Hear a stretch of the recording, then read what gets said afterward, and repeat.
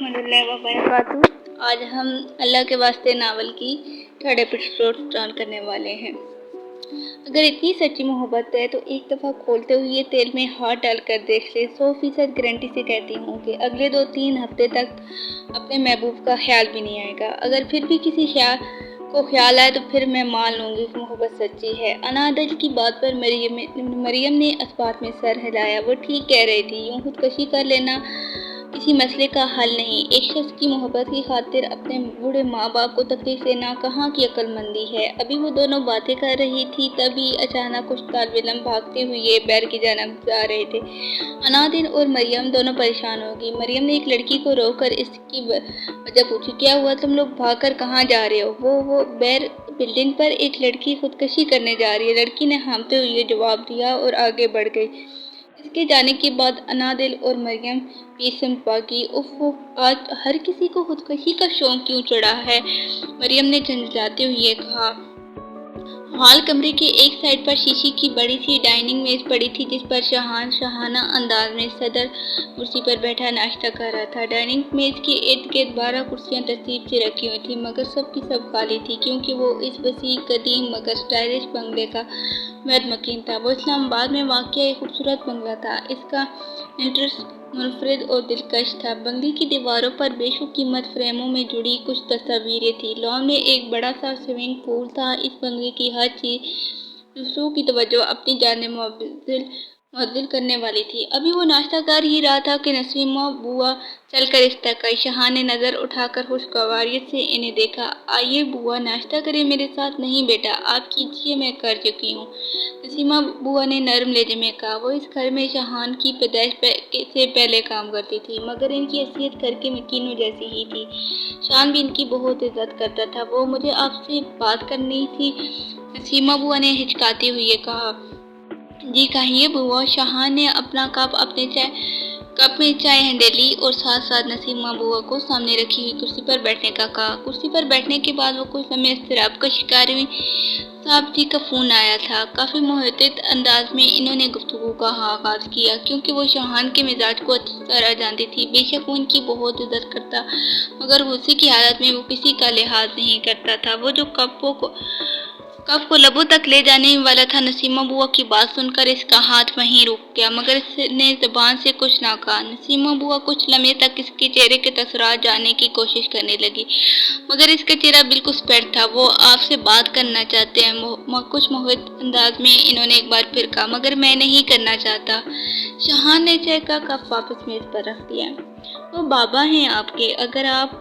नसीमा बुआ की बात मुकम्मल होने से पहले ही शाहान ने अपना हाथ जोर से मेज पर मारा और कप से चाय के कुछ घूंट छलक कर पैर गिरे। इस तरह हाथ मारने पर नसीमा बुआ भी सहम गई, मगर आज वो शायद करके आई थी कि हर हाल में इस बारे में बात करेंगी। एक बार बात कर लेने से क्या होगा? इन्होंने काफ़ी हिम्मत जमा कर कहने का मतलब नहीं होता है बुआ। शाह ने सर तसरात के साथ नसीमा बुआ को बावर करवाया, जबकि अपने बाप का जिक्र सुनती ही शाहान का सारा खून गरम बरम हो चुका था। अपने बाप से भी कोई इस तरह नाराज़ होता है क्या? वो आज किसी सूरत हार मानने वाली नहीं थी। बाबा हूँ ना? किस बाप की बात कर रही हैं आप बुआ? इस बाप की जिसने मेरी माँ को सिवाय दुख और अजियत के कुछ नहीं दिया, या फिर इस बाप की जो मुझे इस पर छोड़कर चला गया जब मुझे इसकी सबसे ज़्यादा ज़रूरत थी, या फिर इस बाप की जो मेरी माँ के मरने पर भी इसे कंधा देने नहीं आया? हाँ बोलिए। शाहान के माथे पर उभरी हुई रगें इसके अंदरूनी खलफशार की अक्कासी कर रही थी। इसकी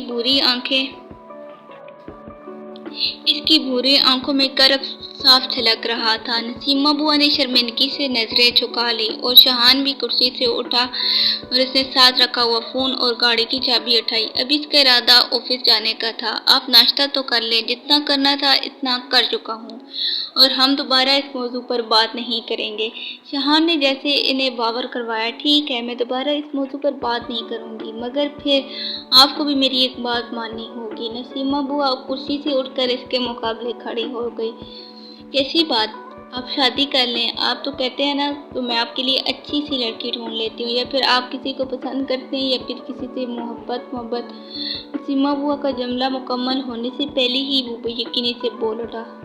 हा हा हा, میری رہائش کی دیواروں سے شاہان کا فلک شکار مگر کھلکھلا کیما ٹکرایا محبت، اور وہ بھی میں سوال ہی پیدا نہیں ہوتا۔ اندازہ تذکر انا تھا، اس دنیا میں ایسی کوئی لڑکی بنی ہی نہیں جو شاہان میر کے دل کو فتح کر سکے، اور ویسے بھی فی الحال میرا شادی کر کے کسی بھی لڑکی کی زندگی برباد کرنے کا کوئی ارادہ نہیں ہے، تو آپ اس بارے میں مت سوچیں۔ شاہان ایک مسکراہٹ نسیمہ بوا کی طرف اچھالی اور رجالت بھرے انداز میں اپنے ہاتھ میں پہنی گھڑی کی طرف دیکھا اور آگے بڑھ گیا، اور نسیمہ بوا نے افسوس سے نفی میں سر ہلایا۔ پیر کافی سارے اسٹوڈنٹ کا ہجوم اکٹھا تھا، کچھ اس لڑکی کو نیچے اترنے کا کہہ رہے تھے اور کچھ ویڈیو بنانے میں مصروف تھے۔ شانزے شانزے نیچے آؤ، ایک لڑکی نے اسے پکارا، کوئی اسے بچاتا کیوں نہیں ہے؟ انادل نے افسوس سے ارد گرد کھڑے ہجوم کی طرف دیکھا۔ بھاگ دوڑ اور شور مچانے کی وجہ سے ارمان بھی وہاں تک آ گیا تھا۔ لڑکی کو بلڈنگ پر کھڑا دیکھ کر وہ فوراً بھاگ کر اوپر گیا، جب پر کہ بلڈنگ پر کھڑی شانزے کا دماغ بالکل شل تھا۔ اس سے پہلے کہ وہ کودتی، ارمان نے ایک جھٹکے سے اسے کھینچ کر بچا لیا۔ آج یونیورسٹی میں اسٹوڈنٹ اور اسٹاف بہت کم تھا، کیونکہ یہ واقعہ انگلش ڈپارٹمنٹ میں ہوا تھا، لہٰذا ڈپارٹمنٹ کے ہیڈ ہونے کی حیثیت سے پروفیسر ایمان نے آ کر نیچے کھڑے طالب علموں کو وہاں سے ہٹایا۔ اب شانزے پروفیسر ایمان کے آفس میں موجود تھی اور پروفیسر پچھلے 15 منٹ سے اس سے سوال جواب کر رہے تھے، اور وہ سر جھکائے بیٹھی تھی۔ سامنے صوفے پر ارمان ٹانگ پر ٹانگ جمائے بیٹھا تھا۔ انادل پروفیسر ایمان کی آفس کی طرف آگئی۔ دل دیکھو، یہ ہمارا مسئلہ نہیں ہے، پلیز اس میں مت پڑو۔ مریم نے اسے بازو سے کھینچ کر منت کی، جبکہ انادل اس کے ہاتھ سے اپنا بازو چھڑوا کر آگے بھاگی، اور مریم نے افسوس سے سر جھٹکا۔ جانے یہ لڑکی اب کیا کرنے والی تھی؟ سر، کیا میں اندر آ سکتی ہوں؟ انادل بغیر ناک کیے اندر جا چکی تھی۔ یہ کیا طریقہ ہے مس انادل؟ پروفیسر ایمان کے لہجے میں ناراضگی تھی۔ سوری سر، مجھے آپ سے ایک ٹاپک سمجھنا تھا، مجھے نہیں پتا تھا کہ آپ بزی ہیں۔ انادل اب پروفیسر ایمان کی میز تک پہنچ چکی تھی۔ پروفیسر ایمان کو بھی کافی حیرت ہوئی تھی۔ آج سے پہلے تو وہ کبھی بھی اس طرح ان کے آفس میں نہیں آئی تھی، اور ارمان اسے پہچان چکا تھا۔ یہ وہی لڑکی ہے جو کچھ دیر پہلے ایک لڑکے کو وظیفہ بتا رہی تھی۔ انادل نے نظر گھما کر شانزے کی طرف دیکھا، جو کہ سامنے والی کرسی پر سر جھکائے بیٹھی تھی۔ ارے شانزے، تم یہاں؟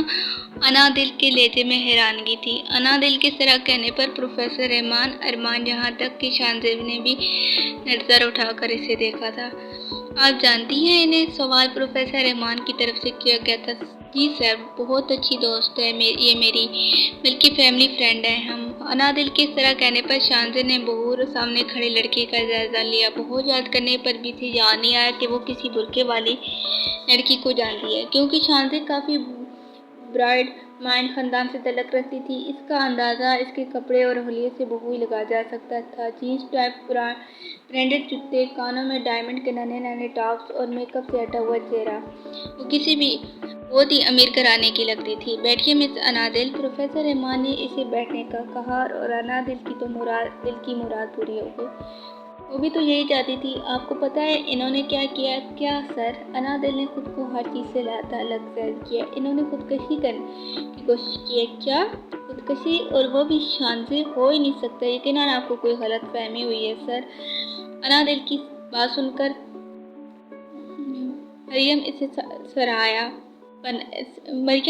اسے سرائے بنا نہ رہ سکی۔ وہ واقعی کمال کی اداکارہ تھی۔ اچھا، تو پھر آپ ہی بتا دیں کہ یہ بلڈنگ کی ٹاپ فلور پر کیا کر رہی تھی؟ پروفیسر ایمان نے ایک اور سوال کیا، جبکہ ارمان ہنس خاموش تھا۔ بلڈنگ کی ٹاپ فلور پر؟ انادل نے حیران ہونے کی اداکاری کی۔ جی، بلڈنگ کی ٹاپ فلور پر۔ شانزے نے آپ کو کچھ نہیں بتایا؟ نہیں، یہ تو کب سے اپنا منہ سل کر بیٹھی ہے، مجال ہے جو ایک لفظ بھی کہا ہو۔ انہوں نے پروفیسر کی بات سن کر انادل نے شکر کا کلمہ پڑھا، یعنی گیم اب پوری طرح سے اس کے ہاتھ میں تھی۔ شانزے، تم نے سر کو سچ کیوں نہیں بتایا؟ اب کی بار انادل نے شانزے کو مخاطب کیا، جس پر پروفیسر ایمان اور ارمان دونوں شانزے کی طرف متوجہ ہوئے، اور شانزے بالکل سنتی۔ تم رہنے دو، میں ہی بتا دیتی ہوں۔ اس سے پہلے شانزے کچھ کہتی، انادل پہلے ہی بول اٹھی۔ سر، شانزے وہاں خودکشی کرنے نہیں گئی تھی، بلکہ سیلفی لینے گئی تھی۔ جہاں انادل کی بات سن کر प्रोफेसर अरमान का दिमाग पक से उड़ा था। वहीं अरमान को तो अपने कानों पर यकीन ही नहीं आया जो कुछ उसने सुना है। आया वो सच भी है या नहीं।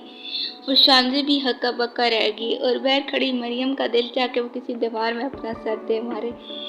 सेल्फी प्रोफेसर अरमान के लहजे में सिर्फ फायरा थी। जी सर, वो एक्चुअली शांति की ना अपनी शर्त बीट दोस्तों के साथ लगी थी कि वो बिल्डिंग के टॉप फ्लोर पर जाकर सेल्फी लेगी। हल्काना मैंने इससे मना भी किया था कि ऐसी दोस्तों से दूर है, मगर आपको तो पता है ना आजकल की जनरेशन का।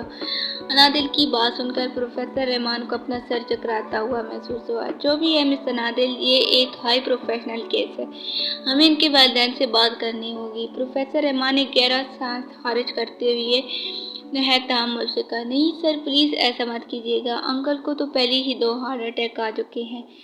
ये बात सुनकर इन्हें तीसरा अटैक भी आ जाएगा। मैं वादा करती हूँ आपसे, बल्कि गारंटी लेती हूँ, आज के बाद ऐसा नहीं होगा। इसकी बात सुनकर प्रोफेसर रहमान ने नफ़ी में सर हिलाया। किसी तौर पर भी इस बात से मुतफ़िक़ नहीं थे, मगर अनादिल तो फिर अनादिल थी। आधे घंटे की जद्दोजहद करने के बाद वो प्रोफेसर रहमान को कायल करने में कामयाब हो चुकी थी। ये कोई छोटी बात नहीं थी। प्रोफेसर साहब को आगे बहुत जगह जवाब दो होना होगा, मगर वो भी फिर अनादिल की बात पर मुतफ़िक़ा हो गए। शांति और अनादिल दोनों ऑफिस कमरे से बाहर आ गए। शांति तो गुस्से से आगे बढ़ गई, जबकि मरियम ने अनादिल को बाजू से दबोचा। इससे पहले मरियम कुछ कहती, अरमान ने इसे पीछे से पुकारा, मिस अनादिल जी। अनादिल ने नासमझी से पूछा, मैं प्रोफेसर अरमान। अरमान ने अपना तारुफ करवाया। जी सर। अनादिल को अच्छे से याद था कि अरमान भी ऑफिस में मौजूद था, मगर वो उसकी मौजूदगी को बिल्कुल फरामोश कर बैठी। बात हो सकती है। जी सर, कहिए। अरमान ने एक नज़र उठाकर मरियम की तरफ देखा, जिस पर वो वहाँ से चली गई।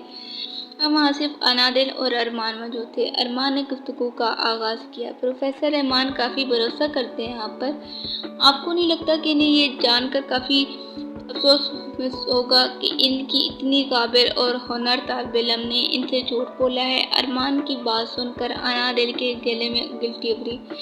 आपके कहने के मुताबिक मिस शांति बिल्डिंग के टॉप पर सेल्फी लेने गई थी, है ना? अरमान का लहजा चैलेंजिंग था। जी सर, बिल्कुल। अनादिल ने परतमाद लहजे में कहा। एक बार सोच ले मिस अनादिल। वो शायद इसे कंफ्यूज करना चाहता था।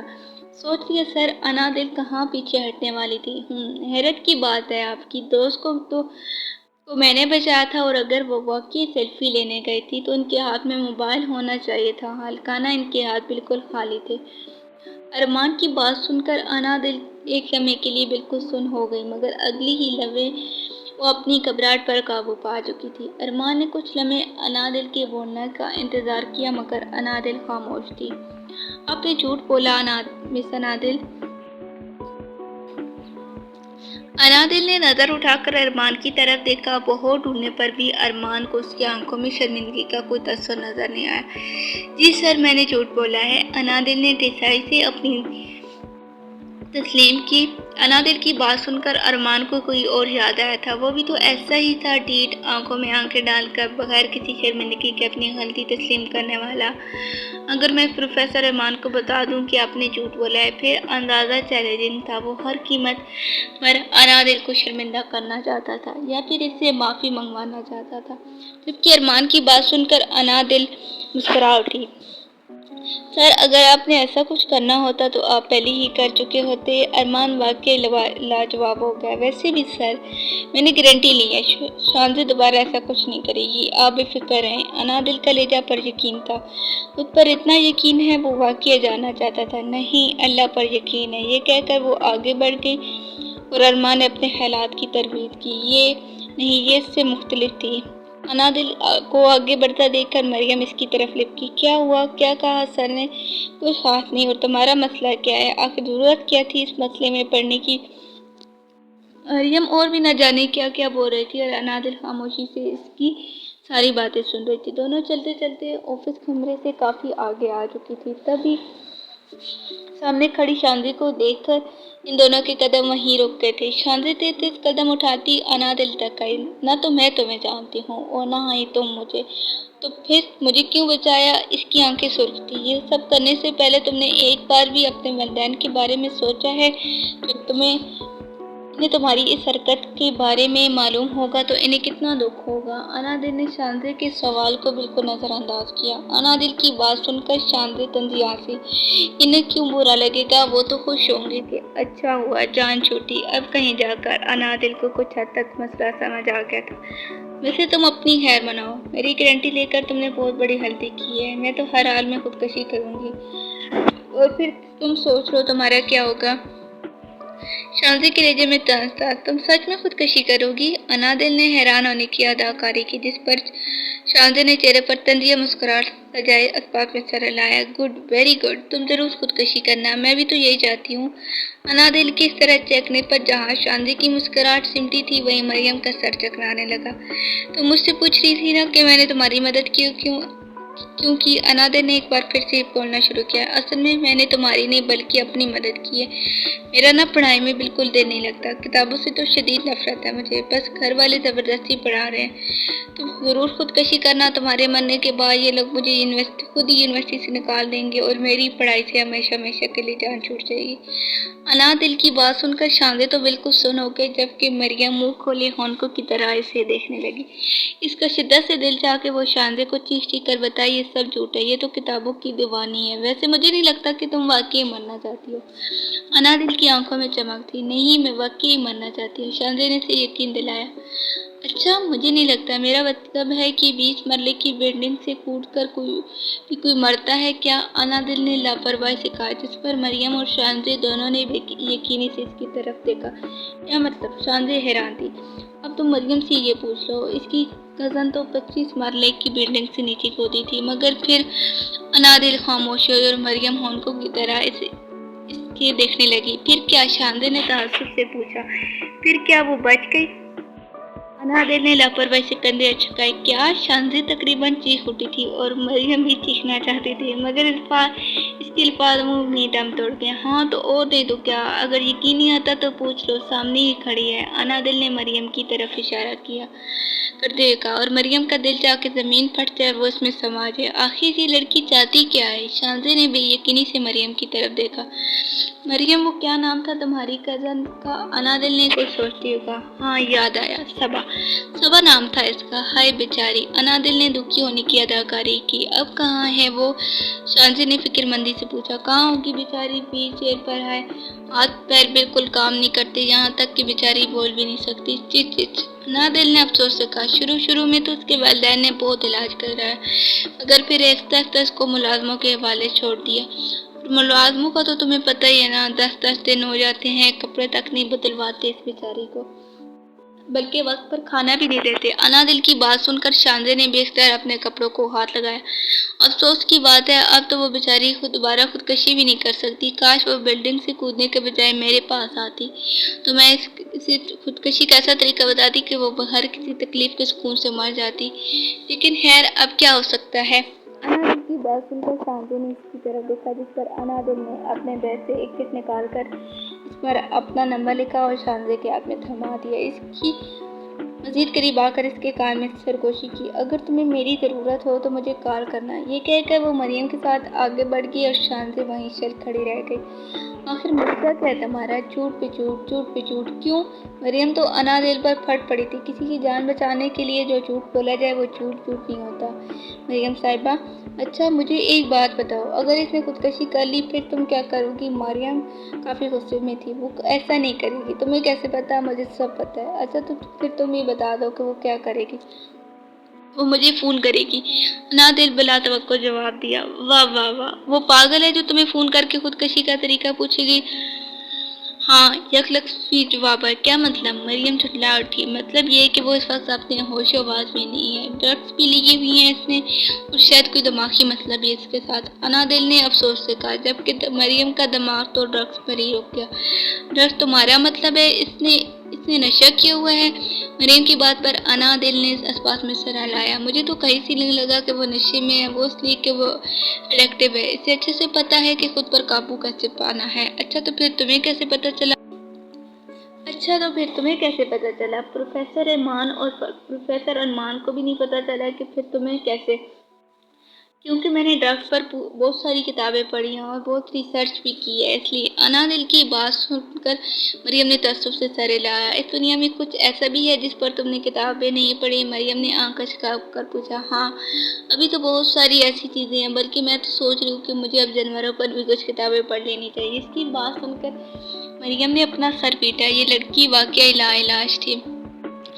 انادل لان میں سورت ملک کی تلاوت کر رہی تھی، تبھی انابیہ وہاں آئی۔ دل، تم اس وقت یہاں کیا کر رہی ہو؟ انابیہ نے انادل کو لان میں ٹہلتے ہوئے یہ دیکھا تو بے ساختہ پوچھ بیٹھی۔ انادل کے ہاتھ میں ایک کتاب تھی۔ یہ دنیا کی سب سے دلچسپ اور خوبصورت کتاب پڑھ رہی ہوں۔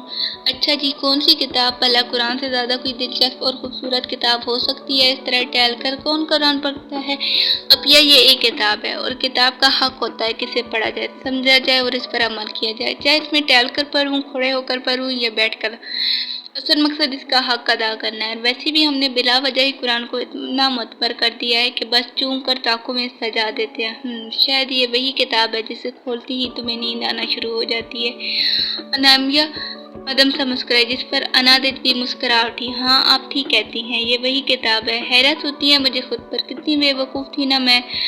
انادل نے افسوس سے سر جھٹکا۔ اچھا چلو، بہت رات ہو گئی ہے، چلو جا کر سو جاؤ، آپ چاہیں میں آتی ہوں۔ اچھا ٹھیک ہے، جلدی سو جانا۔ یہ کہہ کر انابیہ اندر چلی گئی اور انادل پھر سے قرآن پڑھنا شروع کر دیا۔ 20 منٹ بعد اس نے قرآن پڑھ کر بند کیا۔ اب اس کا ارادہ اپنے کمرے میں جا کر آرام کرنے کا تھا۔ تبھی انادل کا فون بجا۔ نامعلوم نمبر دیکھ کر اس کا ماتھا ٹھنکا۔ آخر رات کے اس پہرے سے کون فون کرے گا؟ ہیلو، میں شانزے بات کر رہی ہوں۔ اسپیکر سے شانزے کی آواز ابھری، جس پر انادل کے لبوں پر جانتا مسکرا کر، کون شانزے؟ انادل جان بوجھ کر انجان بنی۔ ہم یونیورسٹی میں ملے تھے، تم نے کہا تھا کہ تم میری مدد کرو گی۔ اچھا یاد آیا۔ ہاں بولو شانزے۔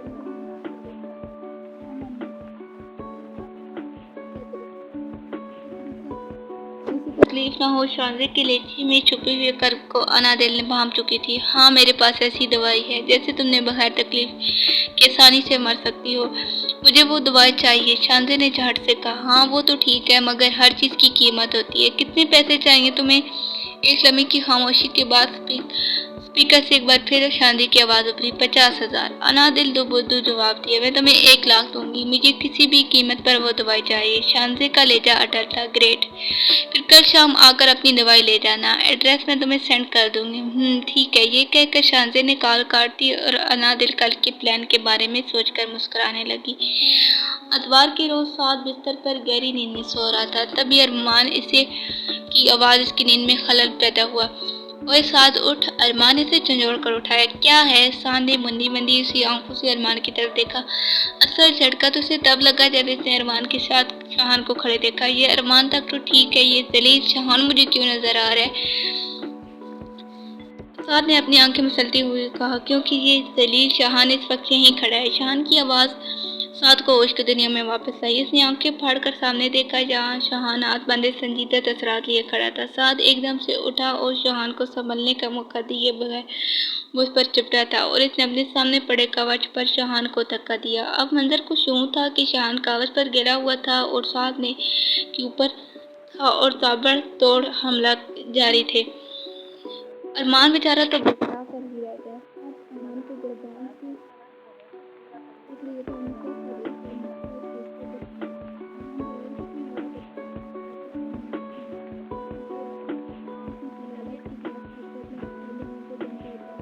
پر مختلف انسان سعد نے شاہان کے منہ پر ایک اور مکہ چھاڑا، جس پر شاہان نے ایک طنزیہ مسکراہٹ اس کی طرف اچھالی، جس پر سعد مزید تب کیسے پہلے سعد مزید کوئی رد عمل کرتا۔ ارمان نے آ کر اسے شاہان کے اوپر سے اٹھایا۔ کیا کر رہے ہو؟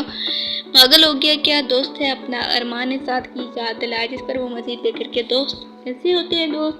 مسٹر سعد، آپ پورے 20 منٹ 10 سیکنڈ لیٹ ہیں۔ لیٹ آنے کی وجہ 10 کروڑ ہے آپ کے پاس، سعد نے نقل اتارتے ہوئے کہا، جس پر شاہان نے اپنی شرٹ کی شکنیں درست کرتے ہوئے یہ مسکراہٹ چھپائی۔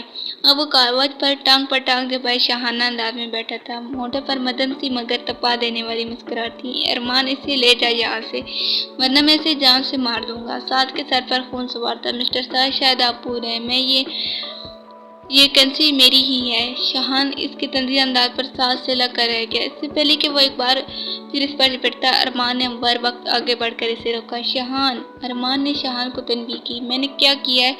शहान ने कंधे अचकाए। अरमान, मैं कह रहा हूँ ले जा इसे यहाँ से। साद ने गुस्से से कहा, अच्छा ना, अब जाने भी दे, दोस्त है यार। अरमान ने सुलह सफाई की नाकाम कोशिश की। कोई दोस्त वोस्त नहीं है ये मेरा। तो मेरे बाप ने मुझे घर से बाहर निकाल दिया और मेरे सारे अकाउंट्स और कार्ड भी बंद करवा दिए। तो मैंने इस शख्स से कहा कि मुझे नौकरी दे दे। साद ने शहान की तरफ इशारा किया और इस मनहूस शख्स ने मुझे कहा, यस श्योर, व्हाई नॉट, हाँ बिल्कुल, क्यों नहीं। साद ने शहान की नकल उतारी और मुझ जैसे मासूम, शरीफ और भोले भाले इंसान से धोखे से कॉन्ट्रैक्ट साइन करवा लिया। इसके इस अंदाज पर शहान ने अपनी मुस्कुराहट छुपाने के लिए लब काटे और अरमान का हाल भी कुछ मुख्तलिफ ना था। साद की शिकायतों की लिस्ट अभी बहुत लंबी थी। साद अरमान को ऐसी शिकायतें लगा रहा था जैसे कोई 5 साल बच्चा अपनी माँ को लगाता है कि देखो मामा, मुझे इस बच्चे ने मारा है। मैंने पहले ही कहा था कि मैं अपनी पर्सनल और प्रोफेशनल लाइफ को बिल्कुल अलग रखता हूँ। तुम्हें शौक था मेरे पास नौकरी करने का। शहान ने साफ कोई से काम लिया। हाँ, तो मुझे क्या पता था कि तू बचपन की दोस्ती का लिहाज भी नहीं रखेगा। साल रुसाना हुआ। अच्छा चल छोड़, सिर्फ 1 साल की तो बात है, अब तो वक्त पर आया करा ना ऑफिस। शहान ने गोया हार मानी और आगे बढ़कर मसलत की कोशिश की। शहान को आगे बढ़ता देखकर साद ने हाथ के इशारे से इसे वहीं रुकने का कहा। सिर्फ 1 साल? हाँ, 1 साल में कितने महीने, कितने दिन, कितने घंटे और कितने सेकंड होते हैं पता भी है तुझे? साद किसी सूरत मानने को तैयार नहीं था। अच्छा ना। शहान ने आगे बढ़कर साद को गले से लगाना चाहा, जिस पर साद ने से पीछे धकेला। इसका मतलब वो शदीद नाराज था। यार साद, अब वो माफ़ी तो मांग रहा है, छोड़ो ना, और वैसे भी इतनी पुरानी दोस्ती हमारी, कुछ तो ख्याल करो। अरमान ने भी अपनी तरफ से सुलहजोई की कोशिश की। जब किसकी बात सुनकर शहान ने नज़र उठाकर अचंभे से अरमान की तरफ देखा। आखिर इसने माफ़ी कब मांगी थी? मैं क्यों ख्याल करूं? इसने अपना ख्याल किया। अगर बात दोस्ती है ना तो सुन लो। साद ने शहान की तरफ उंगली उठाकर कहा। शहान मीर, मैं तो तुझे अपने पूरे होशोवास में इस दोस्ती से आग करता हूँ। अब दफ़ा हो जाए यहाँ से, और ख़बरदार जो मुझे दोबारा अपनी ये मनहूस शक्ल दिखाई तो। क्या? शहान को झटका लगा और अगली ही लम्हे वो हंस दिया। अरमान भी मुँह खोले साद को देखने लगा। ये तू उसे दोस्ती से आग कर रहा है या फिर तलाक दे रहा है? तू चुप कर, मैं कोई बीवी हूँ जो उसे तलाक दूंगा। साद ने अरमान को बेटा, तलाक तो छोड़ देता है, बीवी तो खुला लेती है यार। अरमान चाहकर भी खामोश न रह सका। तू चुप कर रहा है या मैं कुछ चीज उठाकर तेरे सर पर मारूं? साद ने गुस्सा जब्त करते हुए कहा। अच्छा तुम दोनों मत लड़ो, मैं जा रहा हूँ। शहान दरवाजे की जाने पलटा। कुछ सोचे उसने एक बार फिर से शरारत से कहा, मिस्टर साद। शहान ने मिस्टर पर जोर देते हुए कहा, पहली सैलरी मिलने पर एजेंसी का किराया देना मत भूलिएगा। शहान की बात सुनकर साद ने अपने दांत पीसे और सामने कागज पर पड़े हुए कुशन को उठाकर दरवाजे की तरफ मारा। कुशन के वहां तक खोलने से पहले तो बस अफसोस ही कर सका, इसके अलावा वो कर भी क्या सकता था। शहान, अरमान और साद बचपन के दोस्त थे, लेकिन इनमें वह शहान ही था जिसने अपनी खानदानी बिजनेस को संभाला और जिस वक्त वो बिजनेस के सवाल पर जीता। शान ने अपनी काबिलियत, सलाहियत और अनथक मेहनत से इसको बुलंदियों तक पहुंचाया और यही वजह थी कि आज इसका नाम पूरे पाकिस्तान बल्कि पाकिस्तान से बाहर भी कई मुल्कों में जाना जाता था। अरमान के वालिद भी बिजनेस के शोबे से ताल्लुक़ रखते थे, मगर अरमान को पढ़ाई में गहरी दिलचस्पी थी और इसने पढ़ने की वजह का शोबा ही चुना। जब अरमान के इस इरादे के बारे में इसके वालिद अली खान को इल्म हुआ तो घर में एक करम मच गया। काफ़ी अर्से तक इस बात पर हंगामा मचा रहा, मगर अरमान अपनी बात से तस्लीम बस न हुआ। बल आखिर इसकी वालिदैन ने हार मानी। अरमान को ज़्यादा मज़ामत का सामना इसलिए भी नहीं करना पड़ा क्योंकि इसका बड़ा भाई फिराज खान अपने मालिक की नक्शे कदम पर चलता हुआ बिजनेस संभाल रहा था। और जहाँ तक बात है साथ की, तो इसे बिजनेस का क्या बल्कि किसी काम में कोई दिलचस्पी नहीं थी। इसकी ज़िंदगी का सिर्फ एक ही असूल था और वो था अपने बाप के पैसों पर भरपूर अय्याशी। साथ की इस रवैये की वजह से इब्राहिम साहब काफ़ी परेशान थे क्योंकि वो उनकी इकलौती औलाद था। उनके बुढ़ापे का वयस आ रहा। इब्राहिम साहब ने इसे डांटकर और प्यार से कई बार समझाया, मगर वो बाज ना आया। आखिरकार तंग आकर इब्राहिम साहब ने इसे घर से निकाल दिया और इसके सारे अकाउंट्स और कार्ड भी बंद कर दिए और इसे तनबीह की कि अब वो इस घर में तब भी वापस आए जब वो सुधर जाए और कहीं कमाने के काबिल हो जाए। इसलिए साद को पहला ख्याल शहान का ही आया था क्योंकि अरमान को तो खुद बिजनेस में कोई दिलचस्पी नहीं थी, इसलिए इसके पास तो वो मदद के लिए जा नहीं सकता था। लिहाजा इसने शहान को अपना मसला बताया और शहान ने नहज खुशदिली से न सिर्फ इसे नौकरी दी बल्कि अपनी इंटेंसी में रहने की जगह भी दी। ارشاد کو بھی کافی خوشی ہوئی۔ اب اس کا ارادہ چند دن شاہان کے پاس برائے نام نوکری کر کے اپنے باپ کو اپنے سدھرنے کا یقین دلانا تھا۔ اس صورت میں اس کے بند اکاؤنٹس اور کارڈ کھل سکتے تھے، مگر شاہان نے اس پر سختی کر کے اور اس کے ساتھ باقی سب امپلائیز جیسا سلوک کر کے اس کے ارادوں پر پانی پھیر دیا اور تو اور اسے 1 سال کا کانٹریکٹ بھی سائن کروا لیا۔ شاہان ساتھ کے کمرے کے باہر بنے چھوٹے سے لان پر جو صوفے پر بیٹھا تھا، تبھی ارمان وہاں آیا اور آتے ہی صوفے پر ڈر گیا۔ کیا ہوا؟ شاہان نے گفتگو کا آغاز کیا۔ اف بڑی مشکل سے سمجھایا ہے، کسی صورت راضی نہیں ہو رہا، ارمان نے تھکے تھکے سے انداز میں کہا۔ ویسے تو نے بڑی زیادتی کی ہے اس کے ساتھ، باقی سب تو ٹھیک ہے، مگر تجھے اس قسم کا کانٹریکٹ سائن نہیں کروانا چاہیے تھا۔ ارمان نے جیسے شاہان کو شرم دلائی۔ یہی تو مسئلہ ہے، اگر اس نے ایک بار بھی کانٹریکٹ پڑھنے کی زحمت کی ہوتی تو اس سے علم ہو جاتا۔ کانٹریکٹ میں ایسا کچھ نہیں ہے۔ نہیں، شاہان نے پرسکون لہجے میں کہا۔ کیا؟ ارمان اپنی جگہ سے تقریباً اچھلا تھا اور شاہان نے بہت نارمل انداز میں اپنی جیب سے سرکٹ اور لائٹر نکالا۔ اب وہ بڑے مزے سے ارمان کے تاثرات بے نیاز سرکٹ سے لگ رہا تھا۔ یار تم کیا چیز ہو؟ ارمان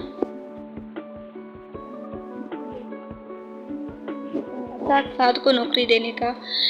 چند لمحوں کی خاموشی کے بعد شاہان نے کہا، ورنہ تم تو جانتے ہو نا میری کمپنی کی ریکوائرمنٹس کو، اور ساتھ کی سی وی ہرگز اس قابل نہیں تھی کہ میں اسے اپنی کمپنی میں جواب دیتا۔ شاہان نے نہایت نارمل لہجے میں سرکٹ سے لگاتے ہوئے کہا، تبھی میں بھی سوچوں آخر تو نے اتنے آرام سے بغیر کسی انٹرویو کے اسے نوکری دے کیسے دی؟ وہ دوست ہے میرا، پرواہ ہے مجھے اس کی، میں نہیں چاہتا کہ وہ اس طرح اپنا کیریئر تباہ کر لے، میں بس یہی چاہتا ہوں کہ وہ کچھ عرصہ میرے پاس نوکری کر کے کچھ تجربہ حاصل کر لے، اور میں امید کرتا ہوں کہ کانٹریکٹ والی بات اسے نہیں بتائے گا۔ شاہان نے ارمان کی طرف دیکھ کر کہا، ظاہر سی بات ہے، میرا بھی دوست ہے وہ، مجھے بھی پرواہ ہے اس کی۔ ارمان نے برا منایا۔ اس سے پہلے ارمان مزید کچھ کہتا، دروازہ کھلنے کی آواز آئی اور ساتھ نکھرا سا بہر آیا۔ وہ ابھی بھی نہا کر آیا تھا، اس کے آدھے بال ماتھے پر بکھرے تھے، ناک غصے سے لال تھی اور وہ روٹھے سے انداز میں ارمان کے ساتھ آ کر بیٹھ گیا، جبکہ شاہان کو اس نے مکمل نظر انداز کر دیا۔ ارے مجھے یاد آیا، ایک بات بتانا تو میں بھول ہی گیا۔ ارمان نے قدرت دلچسپی سے کہا، جس پر شاہان اور سعد دونوں اس کی طرف متوجہ ہوئے۔ شاہان، تجھے پتہ ہے کل میں نے یونیورسٹی میں تیری فیمیل ورژن دیکھا۔ میرا فیمیل ورژن؟ شاہان حیران ہوا۔ ہاں، ایک لڑکی تھی، بالکل تیری طرح ٹھیک۔ پہلے بار تو ڈٹھائی سے جھوٹ بول رہی تھی، پھر جب میں نے اس کی چوری پکڑ لی تو اس نے بڑی ڈٹھائی سے میری آنکھوں میں آنکھیں ڈال کر بغیر کسی شرمندگی کے اپنی غلطی تسلیم کر لی۔ شاہان متاثر ہوا۔ خیریت تو ہے نا مسٹر صاحب، کہیں پسند وسند تو نہیں آ گئی؟ شاہان نے شرارت سے کہا، جس کے ساتھ دوسری طرف دیکھ رہا تھا جیسے ان سب باتوں سے کوئی غرض نہ ہو۔ الکانا اس کے کان اسی طرف تھے۔ استغفر اللہ، کیسی باتیں کر رہا ہے یار، میں ہر لڑکی کا احترام کرتا ہوں، خاص کر کے ان لڑکیوں کا جو کہ پردہ کرتی ہیں۔ ارمان نے شاہان کی بات کا برا منایا تھا، جبکہ شاہان کا دماغ تو پردے پر ہی رک گیا تھا۔ ایک سیکنڈ، وہ پردہ کرتی ہے؟ شاہان کے پوچھنے پر ارمان نے جہاں آس پاس میں سر ہلایا کا فلک شگار کے معقولہ حد ہے، مطلب کچھ بھی ناممکن۔ شاہان نے نفی میں سر ہلاتے ہوئے کہا، جس پر اور ارمان اور سعد دونوں نے سمجھی سے اس کی طرف دیکھنے لگے۔ کوئی پردے والی شاہان میر کا فیمیل ورژن ہو ہی نہیں سکتی، شاہان نے مذاق اڑاتے ہوئے لہجے میں کہا۔ لیکن شاہان اس بات سے انجان کا اللہ تھا، فیصلہ سوچ کے برعکس تھا۔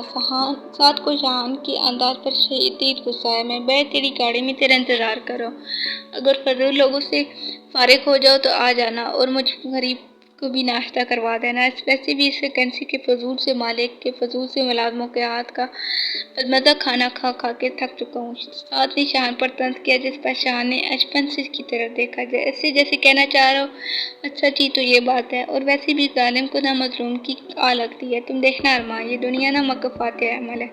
جس طرح آج میرے باپ نے مجھے گھر سے نکالا ہے اور مجبوراً دشمنوں کے ہاں پناہ لینی پڑی ہے، اسی طرح یہ دن کوئی ان ظالموں کو بھی کرنے جا رہا ہے، اور ان میں صرف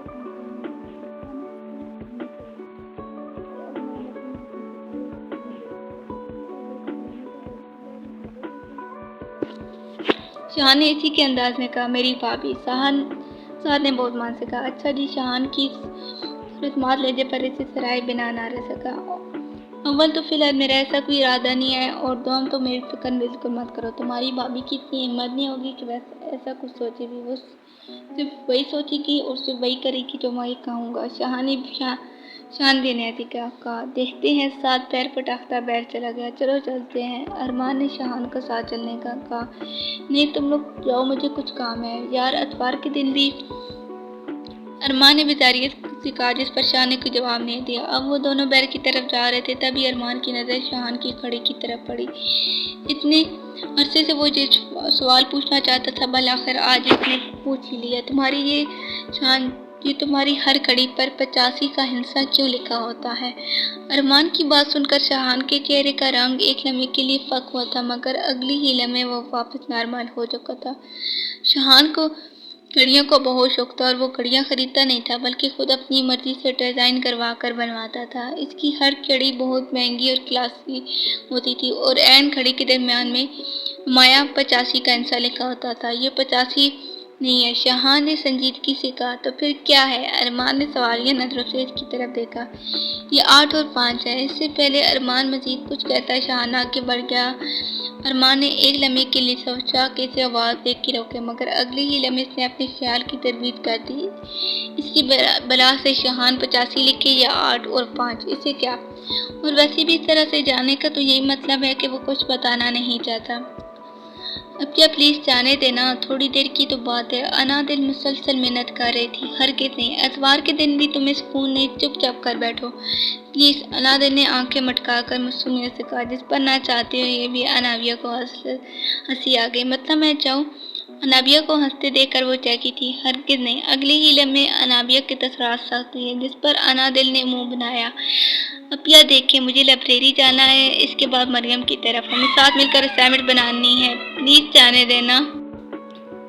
अनादिल हाथ में किताबें और नोट्स पकड़े अनाबिया को यकीन दिलाने लगी। हल्काना असल में इसे शानदार से मिलने जाना था। तुम्हें पता तो है ना चच्ची जान का वो खफा होंगी। अनाबिया ने इसे डराया, इसलिए तो आपसे कह रही हूँ, प्लीज़ संभाल लीजिएगा ना, मैं असर तक आ जाऊंगी पक्का। क्या मतलब असर तक? अनाबिया ने इसे कोरा, जिस पर वो घबरा गई। मेरा मतलब है असर से पहले। अच्छा ठीक है, जाओ, मगर वक्त पर आ जाना। अनाबिया ने आखिरकार इसे इजाज़त दे दी। वो जिसे खुशी से उछली, इसने आगे बढ़कर अनाबिया को गले से लगाया। इतने में हाथ में पकड़ी हुई किताबें और नोट्स ज़मीन पर गिर गए। अब वो ज़मीन पर बैठी नोट्स और किताबें इकट्ठी कर रही थी। अनाबिया भी इसकी मदद के लिए झुकी और इसने ज़मीन पर पड़ी हुई एक किताब उठाई।